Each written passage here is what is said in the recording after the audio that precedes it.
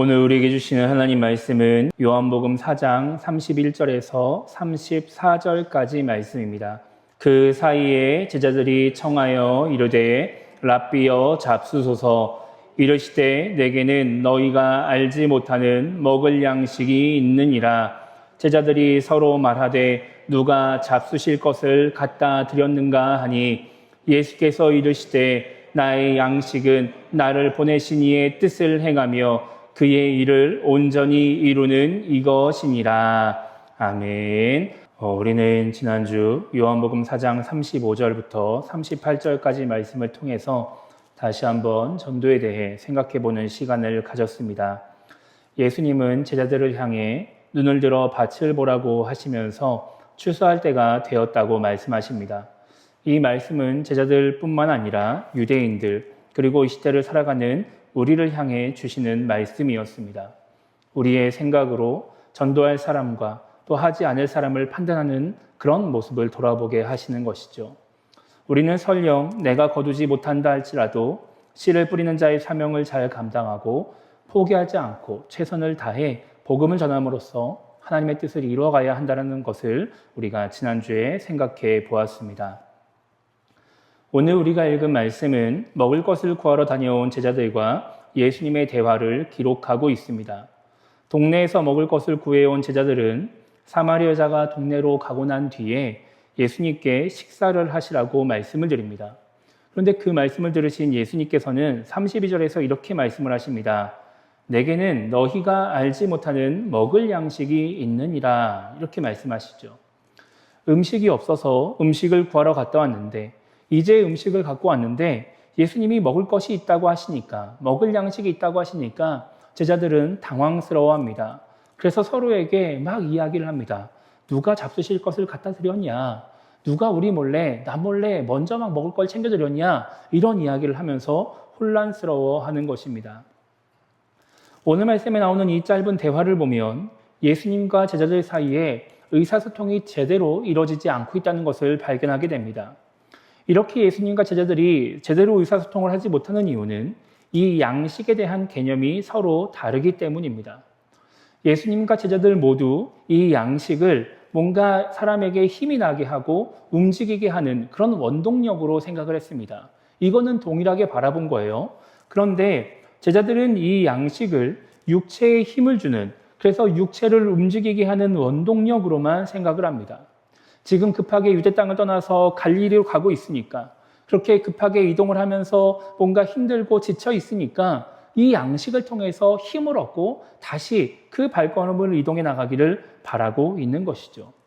그런데 반면에 예수님은 이 양식을 마음의 기쁨을 주고 마음에 힘이 나게 하는 그런 영적인 원동력으로, 마음의 원동력으로 생각을 하십니다. 그러니까 대화가 잘 이루어지지 않는 것입니다. 오늘 말씀의 제목은 나의 양식은 무엇인가입니다. 많은 사람들이 각자의 양식을 가지고 살아갑니다. 각자 나를 움직이게 하는 힘, 원동력이 다 있다라는 거예요. 그런데 이 양식은 그 내가 삶을 살아가게 하는, 신앙생활을 하게 하는 원동력인데 이것을 다른 말로 표현하면 비전이나 목표라고 말을 할 수도 있죠. 내가 바라는 것, 내가 목표로 하는 것이 우리의 힘이 되고 원동력이 되기 때문입니다. 그래서 우리는 오늘 이 말씀을 통해서 나의 양식이 지금 무엇인지, 지금 나에게 기쁨이 되고 힘을 주는 것이 무엇인지, 나를 움직이게 하는 원동력이 무엇인지 생각해 봐야 합니다. 왜냐하면 나에게 힘을 주는 그 원동력이 무엇이냐에 따라서 우리의 삶의 모습이 달라지고 그 속에서 누리는 행복이 달라질 수 있기 때문인 것입니다. 여러분 혹시 신앙생활을 하면서 왜 신앙생활을 하는지에 대한 질문을 받아보신 적이 있으십니까? 그럼 주변 지인들이나 가족들이 왜 교회를 다녀? 왜 하나님을 믿어? 왜 이렇게 예배를 잘 나가? 이런 식의 이야기하는 것을 들어보신 적 혹시 있으세요? 만약에 그런 질문을 받으신 적이 있다면 그때 뭐라고 대답을 하셨습니까? 만약에 그런 질문을 받아보신 적이 없다면 제가 한번 질문을 드려보겠습니다. 여러분 왜 하나님을 믿으십니까? 여러분 신앙생활하는 이유가 무엇입니까? 제가 지금 이렇게 질문을 드렸을 때 떠오르는 이유가 있다면, 대답이 있다라고 한다면 그것이 바로 나의 양식인 것이죠. 신앙생활의 양식인 거예요. 그 이유 때문에 내가 하나님을 믿고 내가 신앙생활을 하고 있는 것이죠. 그렇기 때문에 저는 이 질문이 되게 중요하다라고 생각을 합니다. 우리가 이 질문에 대한 답이 올바라야 우리가 제대로 된 신앙생활을 할 수 있는 것입니다. 제대로 된 신앙생활을 한다라고 하는 것은 단순히 그냥 올바른 신앙생활을 한다, 하나님의 은혜를 경험한다, 열심히 신앙생활을 한다 이런 말이 아니에요. 우리의 신앙생활을 통해서 하나님을 기쁘시게 하고 나도 기쁘고 나도 행복한 신앙생활을 한다라는 것이죠. 그러니까 우리의 신앙적인 양식이 올바라야 우리가 하나님을 기쁘시게 하고 행복한 신앙생활을 할 수 있다라고 하는 것입니다. 오늘 말씀 34절을 보면 예수님이 이렇게 말씀을 하십니다. 나의 양식은 나를 보내신 이의 뜻을 행하며 그의 일을 온전히 이루는 이것이니라 라고 말씀하시죠. 그러니까 지금 예수님을 움직이게 하는 원동력, 예수님의 양식이 무엇이냐? 예수님을 보내신 하나님의 뜻대로 행동하고 하나님이 맡기신 사명을 잘 감당하는 것이다라는 거예요. 하나님의 뜻을 이루는 것, 그 사명을 감당하는 것, 그 자체가 예수님의 목표이기 때문에 하나님의 뜻을 이루고 사명을 감당하는 것, 그 일을 할수록 예수님에게는 힘이 나고 기쁨이 생기고 예수님을 움직이게 만드는 원동력이 된다라고 하는 것이죠. 그런데 지금 예수님의 상황을 보면 지금 예수님의 상황이 힘이 난다, 기쁨이 있다, 이렇게 말할 수 있는 상황이 아닙니다. 요한복음 3장에 보면 우리가 예전에 봤던 것처럼 예수님이 사마리아 땅에 오시기 전에 유대 땅의 요단강 근처에서 세례를 베푸셨습니다. 그때 많은 사람들이 막 모여들어서 예수님께 세례를 받았어요. 그래서 예수님에게 사람들이 막 모여드니까 세례 요한의 제자들이 질투를 하기도 했었습니다. 그렇게 막 많은 사람들이 모여들면서 예수님이 하나님이 맡기신 사명을 막 감당하시는데 그러면서 막 그 소문이 막 점점점 퍼지게 되는 것이죠. 그러니까 사람들에게 뭔가 인정받고 뭔가 사람들에게 뭔가 귀한 일들을 감당하는 소위 말해서 사역의 열매를 맺는 그런 상황들을 경험을 하신 거예요. 그런데 그렇게 귀한 일들을 감당하시고 사람들에게 인지도가 높아지면서 계속해서 사람들에게 인정받고 더 많은 사람들이 모여드느냐? 그렇지 않습니다. 그렇게 많은 사람들이 모여든 것 때문에 바리새인들에게 예수님의 소문이 퍼지게 되니까 예수님은 그 바리새인들을 피해서 도망가시는 거예요. 바리새인들에게 그 소문이 알려지는 것이 예수님의 존재가 드러나는 것이 예수님에게 뭔가 문제가 될 수 있기 때문에 지금 급하게 그 사람들을 피해서 도망을 가고 계시는 것이죠. 그러다 보니까 그렇게 급하게 이동을 하다 보니까 당연히 육체적으로 힘드셨을 것입니다. 사람들이 가지 않는 그 사마리아 땅을 가로질러 가야 했기 때문에 그렇게 급한 마음으로 움직였기 때문에 육체도 마음도 피곤했겠죠. 그렇게 그 피곤한 육체를 달래기 위해서 우물가에 쉬려고 하는데 그 우물가에 찾아온 여자와 함께 대화를 하게 되는 것입니다. 그러다 보니까 예수님은 쉬지 못하고 계속해서 대화를 하시는 거예요. 제자들이 동네에 가서 먹을 것을 구해올 동안 계속해서 대화를 하셨기 때문에 성경에 기록되어 있는 것보다 더 긴 시간을 대화하셨을지도 모릅니다. 그러니까 당연히 육체는 점점 더 피곤하고 힘들어지는 것이죠. 육체만 피곤한 것이 아니라 그 도망가야 되는 그 상황들 때문에 내가 아무리 열심히 사명을 감당해도 내가 누군가를 도망다니고 피해 다니고 숨어야 되는구나 라고 하는 상황들 때문에 뭔가 회의감이 들면서 정신적으로도 힘들 수 있는 그런 상황이 지금 예수님이 처한 상황이었습니다. 그런데 그런 상황임에도 불구하고 지금 사마리아 여자와의 대화를 통해서 사마리아 여자뿐만 아니라 수가라고 하는 동네의 영혼들을 구원할 수 있는 길이 열리게 되니까 정말 그 영혼을 구원하기 원하시는 하나님의 뜻을 이루게 되니까 예수님은 지금 제자들이 준비해온 그 먹을 것을 먹지 않아도 힘이 난다라고 말씀을 하시는 거예요.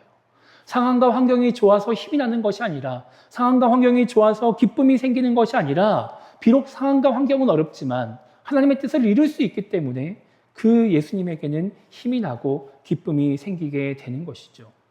예수님에게 힘을 주는 것이 그 예수님의 양식이 예수님을 이 땅에 보내신 하나님의 뜻을 행하며 하나님이 맡기신 사명을 온전히 이루는 것이기 때문에 이러한 일이 생길 수 있는 것입니다. 그래서 지금 예수님의 모습은 행복하다고 말을 할 수 있는 것이죠. 여러분, 우리가 잘 알고 있는 윤동주라는 시인이 쓴 시 중에 십자가라는 시가 있습니다. 그 십자가라는 시 안에 이런 문구가 있어요. 괴로웠던 사나이 행복한 예수 그리스도에게처럼 십자가가 허락된다면 모가지를 들이우고 꽃처럼 피어나는 피를 어두워가는 하늘 밑에 조용히 흘리겠습니다. 라고 하는 문구가 있습니다. 교회 첨탑에 있는 십자가를 바라보면서 이 윤동주 시인이 시를 썼는데 그 시 안에서 예수님을 어떻게 표현하고 있느냐? 괴로웠지만 행복했던 사나이라고 말을 하고 있는 거예요. 여러분, 지금 예수님이 십자가에 달려 있는데, 지금 고통을 겪고 있는데 왜 예수님이 행복한 사람일까요? 그것은 하나님의 뜻을 따라 행하는 것이 예수님의 양식이고 예수님의 마음에 힘을 주는 원동력이기 때문에 그런 거예요.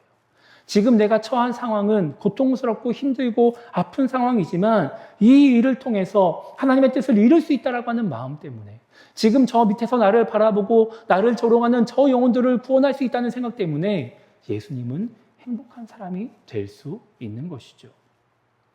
지금 사마리아 땅에서도 또 사람들의 병을 치유하셨을 때에도, 모진 고난을 당하고 십자가에 달렸을 때에도 예수님은 계속해서 행복한 사람인 것입니다. 그것이 바로 이 양식이 주는 힘인 것이죠. 이 시대에 많은 사람들이 하나님을 믿으면서 신앙생활을 합니다. 그런데 신앙생활을 하면서 행복을 누리지 못하는 사람들이 참 많이 있다는 생각을 해보게 됩니다.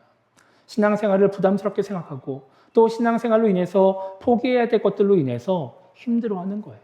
그러다 보니까 신앙생활을 뭔가 하면서 예배에 나와 예배하면서 뭔가 기쁘고 즐겁게 그렇게 나오는 것이 아니라, 이거라도 해야지 내가 구원을 받겠지. 이거라도 안 하면 내가 뭔가 저주받지 않을까? 내가 뭔가 하나님의 심판을 받지 않을까?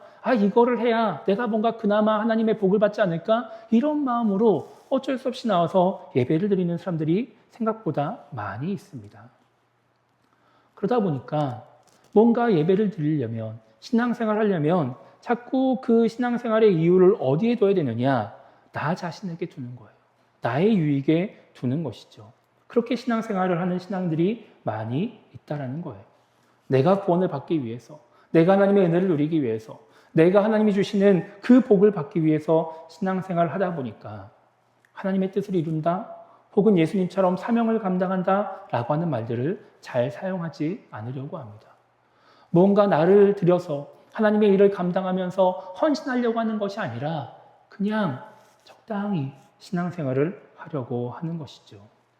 그런데 그렇게 신앙생활하면 더 기쁨이 넘치고 행복하고 즐거워야 되는데, 그렇게 신앙생활함에도 불구하고 기쁨이 없고 행복이 없는 거예요. 하나님을 믿고서 구원을 받지 못해서가 아닙니다. 하나님이 주시는 은혜를 누리지 못하기 때문이 아니에요. 하나님이 주시는 복을 받지 못해서, 하나님이 나와 함께 하심을 경험하지 못해서가 아니라, 그런 유익들은 나에게 영원한 기쁨을 주지 못하고 영원한 행복이 되지 못하기 때문에 그런 거예요. 우리가 약 한 달 전인 5월 넷째 주일에 이 요한복음 4장 10절부터 18절까지 말씀을 생각해 보면서 이와 관련된 말씀을 함께 나누었습니다. 영적인 유익을 주려는 예수님 앞에서 육적인 유익을 구하는 사마리아 여인을 통해서 우리가 이 시대의 많은 신앙인들이 하나님을 믿음에도 불구하고, 하나님의 은혜를 받음에도 불구하고 여전히 목말라 하고 있는 이유가 무엇인지를 우리는 생각해 봤었습니다. 여러분, 우리가 하나님을 믿는 이유가, 신앙생활하는 이유가 나 때문이라면, 나의 유익 때문이라면, 삶에서 나에게 주어질 어떠한 그것들 때문이라고 한다면 우리는 잠깐 동안의 기쁨과 행복은 누릴 수 있을지 모르겠지만 계속된 기쁨과 행복은 누리기 어려울 수 있습니다. 그러한 은혜들은 나에게서 곧 사라져버릴 것이기 때문에 그런 것이죠. 건강을 얻어도 또다시 아플 수 있는 것이고, 물질이 나에게 주어진다 할지라도 그 물질이 사라져버릴 수 있는 것이고, 뭔가 지금의 문제는 잘 헤쳐나간다 할지라도 또 다른 문제가 나에게 올 수 있기 때문에 우리에게 그런 행복은 금세 사라져 버리는 것입니다. 저희 가정이 익산에 이사 온 지 벌써 6개월이 되었습니다. 그 사이에 저희 아이들이 새로운 유치원 그리고 새로운 학교에 적응을 해서 잘 다니고 있어요. 그럼에도 불구하고 이제 아직 오랜 시간이 되지 않았기 때문에 여전히 예전에 다녔던 어린이집이나 학교에 대한 기억들이 아이들에게 남아 있습니다. 그리고 그곳에 대한 그리움도 조금은 남아 있습니다. 제가 저희 첫째 아이의 등굣길에 이제 함께 다니면서 운동 겸 같이 다니면서 이야기를 나누고 있는데, 어느 날 저희 첫째가 학교를 가면서 전에 다니던 학교랑 지금 학교를 비교하는 이야기를 하는 거예요. 갑자기 생뚱맞게 전에는 아빠 이랬는데 지금은 이래 이런 식의 이야기를 자꾸 하는 겁니다. 그 아이를 이제 아이의 얘기를 들어보니까 전이 다니던 학교는 학생이 이렇게 많지가 않은 학교였습니다. 그러니까 학년당 반이 하나였고 뭐 학생도 한 10명 조금 넘게 한 12명 뭐 이 정도 되는 학교를 다녔었어요. 근데 지금은 이제 반도 2개고 학생도 무려 30명이 넘는 그런 이제 한 2~3배 되는 이제 그런 규모의 학교를 다니고 있는 것이죠.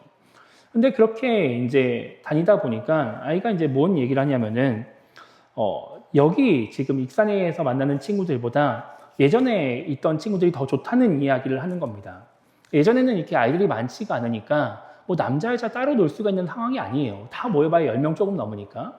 그러니까 남자 여자 다 같이 그냥 막 다니고 뭐 그 동네에서 같이 유치원도 나오고 막 이러다 보니까 그냥 다 같이 이제 어울리고 뭐 이렇게 다니는 이제 그런 상황을 이제 있었던 것이죠.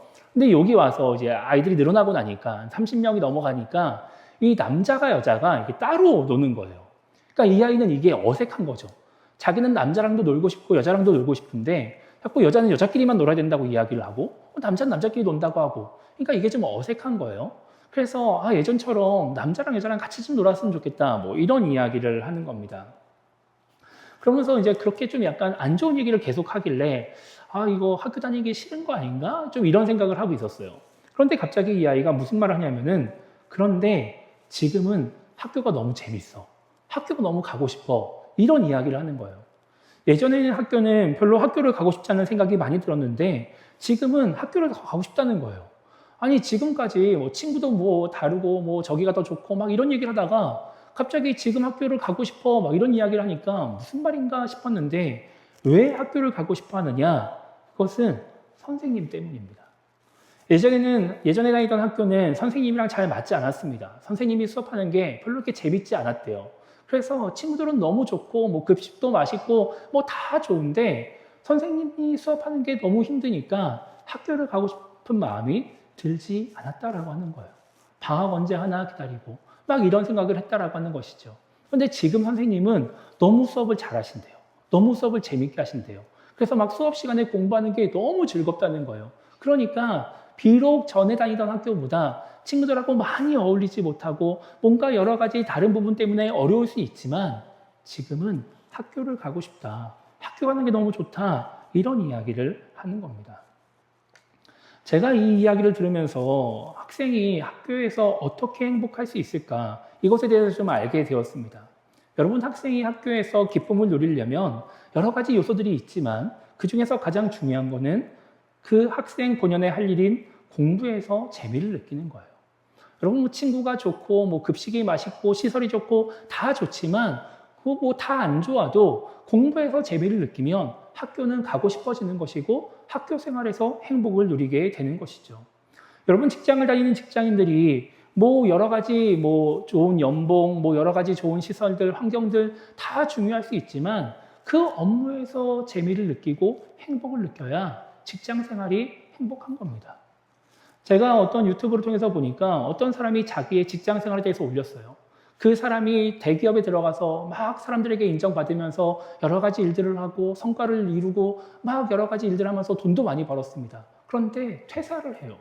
왜 퇴사하느냐? 이 회사에서 자기가 더 이상 이룰 수 있는 게 없다라고 생각하는 거예요. 그러니까 회사 생활이 재미가 없는 거예요. 그러니까 퇴사를 하고 회사를 옮깁니다.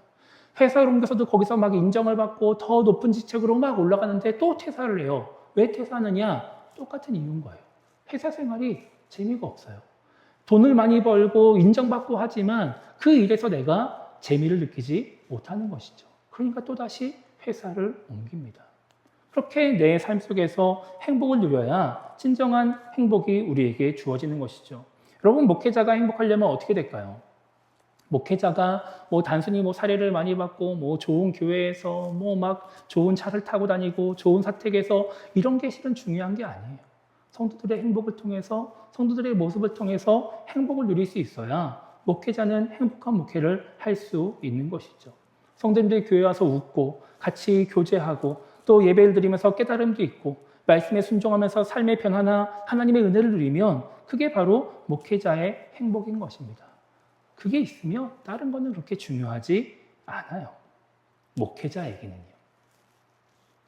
여러분, 하나님을 믿는 신앙인들이 행복한 신앙생활을 하려면 어떻게 될까요?